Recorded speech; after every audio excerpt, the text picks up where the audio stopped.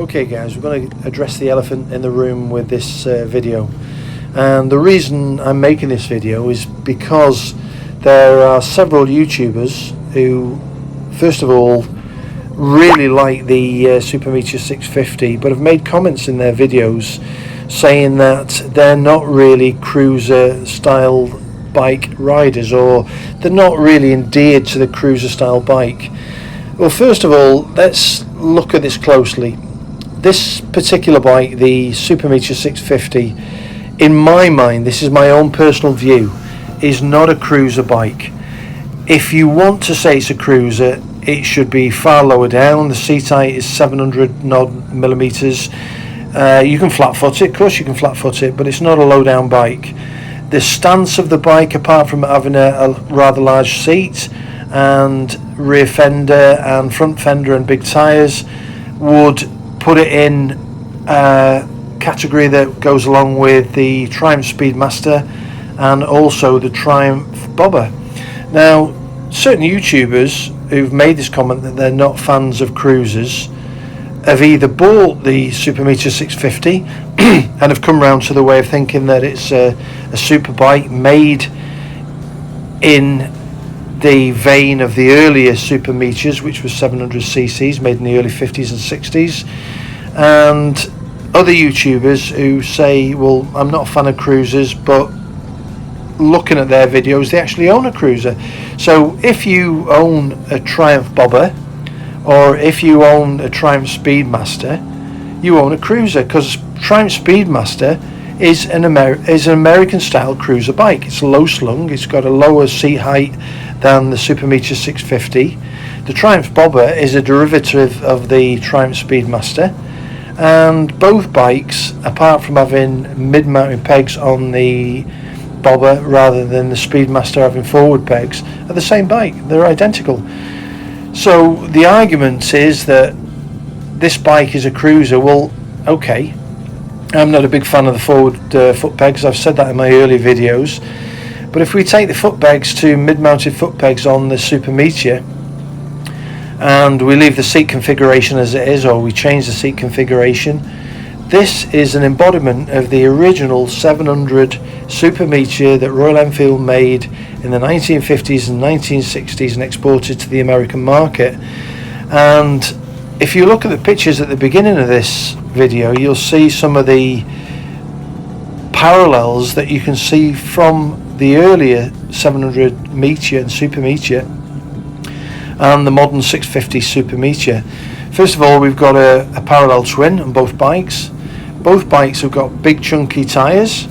Both bikes have got a very low slung seat height, and both bikes are made for really laid back all day riding. A comment from the Royal Enfield page going back on its earlier Super Meteors says, at the time of its launch, the 700cc Meteor was Britain's largest parallel twin. It was charming to ride. It was highly capable and versatile at touring, and it would not exhaust the rider if it was ridden all day long.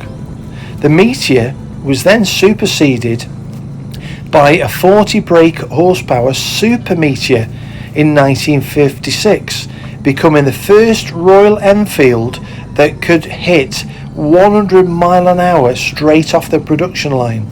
Now, this was a first back in 1956. It was a first bike, not just the first Royal Enfield. Triumph's other bikes couldn't hit that speed. Okay, you had the Brough Superior and all the other bikes that could do that, but we're talking about a parallel twin straight off the production line that was only 700cc that could hit 100 mile an hour. The early 50s were boom times for the British motorcycle industry, with manufacturers competing fiercely with each other for a share of the market. Top of the tree were parallel twin motorcycles. In this segment, bigger was definitely regarded as better. 500cc twins were soon to be eclipsed by 650cc models. In November 1952, Royal Enfield entered the fray, top trumping the rest by launching Britain's largest parallel twin, the 700cc Meteor. Although it might have appeared a little more mechanical and one-upmanship, introducing the 700cc capacity twin was based on sound principles. Instead of copying its competitors, we're talking about Triumph, we're talking about Norton and all the other ones, we're talking about Gold Star, BSA, who all had 650cc engines from scratch. Royal Enfield doubled up the bore and stroke of two 350cc bullets. This ensured that the future development work carried out on the bullet's piston and combustion chambers could be immediately passed on to the big twin.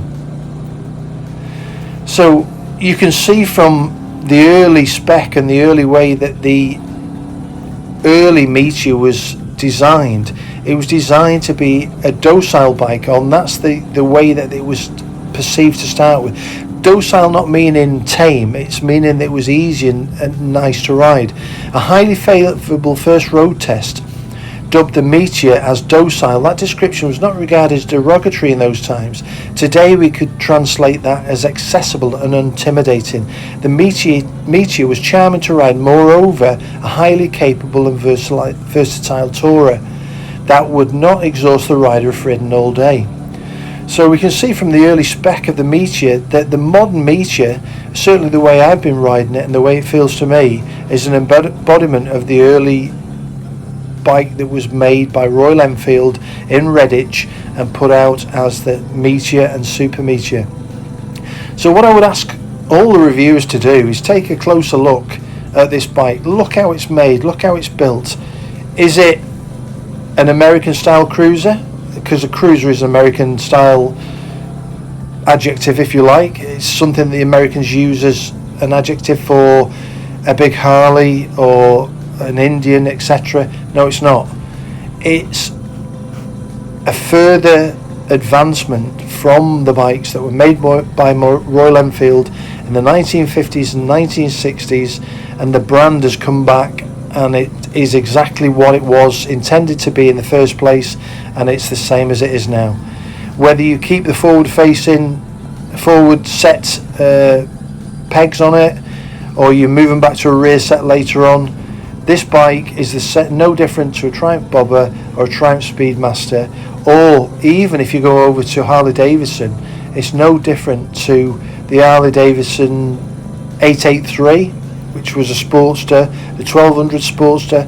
They are classed as a Harley Davidson, but they're not a cruiser. They're not laid back like a cruiser, and neither is this bike. So guys, I don't know what your thoughts on this are, or what you think, or whether you own this bike, or you're going to make a comment below, or you think I'm just plain crazy. But I see this as a classic iteration of the early Meteors, and I think if time be told, we'll see a Constellation in the near future. And if you guys have tuned in to Itchy Boots, you'll have seen the new Himalayan. Fantastic looking new iteration of the Himalayan. Lots of features on there coming from the bikes already in the line. So the twist start stop on the handlebars. The tripper has been renewed into a more navigation based type item, and obviously with it being water cooled, there's a load more power.